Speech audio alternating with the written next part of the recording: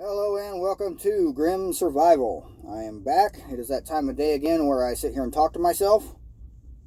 Okay, well, you could probably argue that time of day comes often because I tend to, yell at vehicles in front of me that can't hear me. So technically I'm talking to myself throughout the day.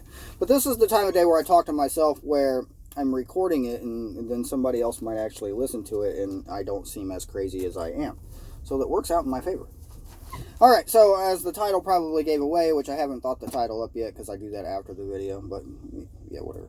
Anyway, this is going to be a biblical video. I'm going to talk about the Bible, Christianity, God, Jesus, and all of that. So if you are an atheist or someone who just outright hates Christians, this is not the video for you. That is my only disclaimer. Also, if anything I say in this video offends you, please go stand in the sun and see if you melt. Yes, I just called you a snowflake. Alright, so this is my notes I have for today. This is my Bible. There are many Bibles like it. This one is mine. This is a King James version of the Bible, and I will not be reading it because I don't have that kind of time. All the ancient English type messages or sentences and words and stuff like that in this Bible. Thy, thou, thou, sitteth. I don't do all that. I actually read from the New King James Version on my tablet because I speak modern English. Okay, well, I guess one more disclaimer. I am not a pastor, preacher, priest, bishop, any kind of religious leader whatsoever. I do not run a church. I do not have a church. I don't even go to a church. I can be quite honest with you there. I have church service with myself and my family in my home. I do not attend a church. I used to attend several different churches. If I had to claim a particular sect of Christianity, I would probably claim Pentecostal. But, religion is man-made, in my opinion. Okay, so what does the Bible say about SHTF or, any scenario or acronym you want to attach to basically the end of life as you know it? It says quite a bit, actually, and if you've never read the book of Revelation in the Bible, you should. Even if you do not agree with the Bible or for some reason you're still watching this video and you are not a Christian, read that last book, Revelation. Read something like the English Standard Version or the New King James Version. These versions all speak modern English, and it's easier to read for people like me. But what does the Bible say about SHTF? Quite a bit, actually. Start with what we're seeing now, and I'm not one of those end time, the world is ending, I'm going to be holding a cardboard sign on the side of a busy intersection kind of guy. So I do not have tinfoil for a hat. I've never worn a tinfoil hat, although my wife claims that I do. Don't listen to her. That's why she's not on the video. But getting to it, what we're seeing right now is food shortages and weather changes, climate changes. I mean, if you paid attention to outside ever, you probably know this. And this is in the Bible. The Bible says that we will have droughts, famines, food shortages, famine, people starving to death, I guess is how you would, simplify it. See if I can talk today. So, yeah, droughts, basically, lots of people are going to starve to death. Lots of people are not going to have water. You're not going to be able to grow food. In the case of the American Midwest, we have an abundant amount of water, even still. Though we've had decent weather for about 2 weeks now, we still have flooding going on. It rained probably in the area I live in for about 30 minutes yesterday. It was not even a heavy rain. And I woke up to flood warnings as usual. Getting kind of used to it, but I don't live in an area that would flood easily. I'm not going to say it won't flood or couldn't flood, but it would not flood easily. It is uphill. So, yeah. So the Bible agrees that we're going to have drought, famine, where lots of people are going to starve to death, not have enough water, etc. Who else agrees with that? Science. Science agrees with that. Science pretty much agrees with everything the Bible says. If you research enough, you look enough, you will find that science agrees. If you look at any major religion, Muslims is the one that stands out the most, Jews, any major religion, Buddhists, they all have an end time. They all have something in their book or their belief or their faith that says the world will end. Science agrees. Evolutionists, yes, evolutionists, I said it, they are a religion. I'm not even going to go there. But evolutionists, they agree too. The world is going to end. Life cannot be sustained on this planet forever. The star, the sun that we're circling around, it's going to eventually explode or grow so big it's going to, whatever. Point of the matter is the Bible, every type of Bible, every science, mathematics even, it all agrees that eventually it's going to end. When? Who knows? Doesn't know. The Bible says you won't know. So if you're a follower of Christ and you believe in the Bible and its teachings, then you know that the book says that no man will ever know when it's coming. It will just come. That being said, all the people that get on your TV and your YouTube and they say the world is going to end, at this date on this time, they're an idiot. Okay, so we covered famine and all that. War is in the Bible near the end times. In the same, just to give you a reference, I am reading Revelation chapter 6 through chapter 9 or 10, somewhere in there. I would suggest you start at chapter 1 and in the book, which I'm not really sure which chapter. Depends on the version, actually, because some versions are actually longer than others. So it looks about 20 chapters, 22 chapters, 23 chapters. Read the whole thing. It's not that long. It really isn't. And it's not that hard to read, especially if you're using something like the New King James Version. So I strongly suggest that you go and read it if you have not done so already. So war.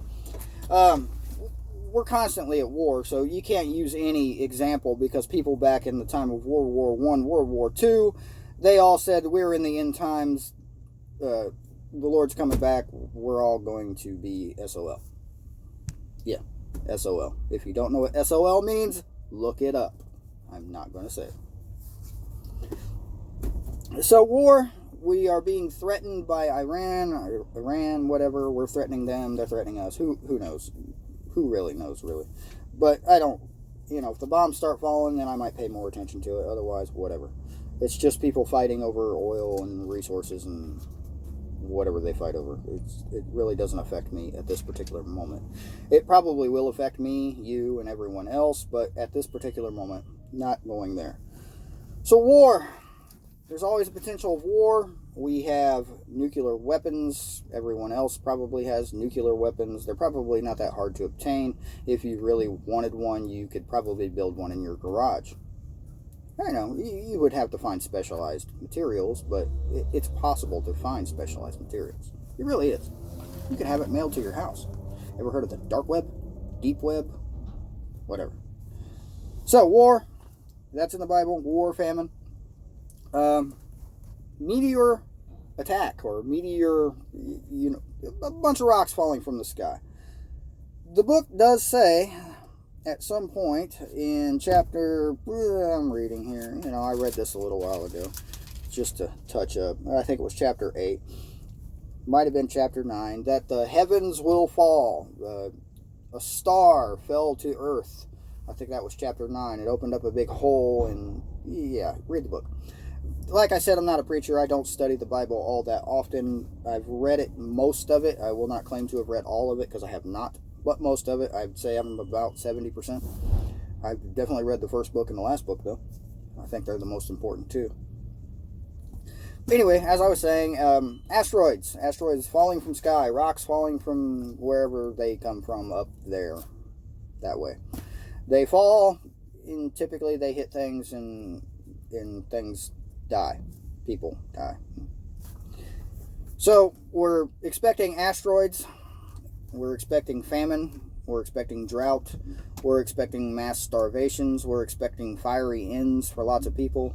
Earthquakes are in the Bible, massive earthquakes, volcanoes are in the Bible, and we're talking all in this last book. I mean, there's references to it throughout all the books, most of the books. I won't say all, because like I said, I haven't read the whole thing. It's a big book. I mean, look at that thing. I have tried the audio Bible. Nope. Don't listen to the audio Bible while you're driving. It's a bad idea. Might wreck. Falling asleep. It's boring. It really is. It's a boring book. I said it. This guy gonna smite me for saying his book was boring? He's got better things to do. Might have a chat with me later, but he's not gonna smite me. Alright, so basically the Bible is telling us... Nice Bible cover. My wife got it for me. The Bible's telling us that the world at some point is going to end, and it's not going to end pleasantly. I mean, science is telling us the same thing, that asteroid impacts are not an if, it's a when. Massive flooding, it's in the Bible. Massive flooding's in the Bible. And the Bible did say after Noah that he would never flood the earth and kill us all again. He wouldn't kill us all or flood the earth. He didn't say he wouldn't flood your house and kill you. He didn't say he wouldn't flood my house and kill me. I mean, he didn't say that. So, you never know. So, flooding, famine, war, rocks falling from the sky, wildfires. I believe it says 1/3 of all the trees will die. So, I mean, you're probably looking at low air quality at that point. It also says that during the war part of the Bible, it says the war and beasts of the earth will start killing humans. And, you know, you can see that as a possibility. We already have, just in the United States, a problem with deer going into populated areas. Deer are not something you really want to mess with. I mean, yeah, they're deer. It's like a giant rat with hooves, as most people say. But a deer can hurt you. So if a herd of deer, which is possible, decided they were mad at humans, I don't know, it could happen. And they started charging you and running you over and stomping you to death. I mean, cows can do it. Cows kill people. It's just a matter of being trampled. So saying the beasts of earth will kill people, that's just not far-fetched. I mean, dogs kill people all the time. So, what is my belief? I'm a Christian. I believe in the Bible. I believe that we are heading into the end times, but I believe we've been heading into the end times for the last 2,000, 3,000 years, and eventually we will get there. Will we get there in my lifetime? I don't know. Will we get there in your lifetime? I don't know. So are you asking me why? I'm not a preacher. Ask a preacher. It's a really good question to ask the preacher. I mean, if you walk into a church and you say, Mr. Pastor, when do you think the world's going to end? He says, well, it's probably going to end on, you know, this date, on this day, this year, blah, blah, whatever. Go ahead and turn around and walk out that church, because your pastor's a nut job and he just lied to you because he doesn't know. The Bible says so. So if you've made it to, what are we at, 13 minutes in this video so far, congratulations. I thank you for watching, and remember, survival is a very grim thing. It really is. It's not all candy and rainbows and everybody's happy singing Kumbaya around a campfire cooking the deer they just got. No. It's everybody sitting around the campfire trying to kill each other to eat each other's legs because they're all starving to death. So survival is grim.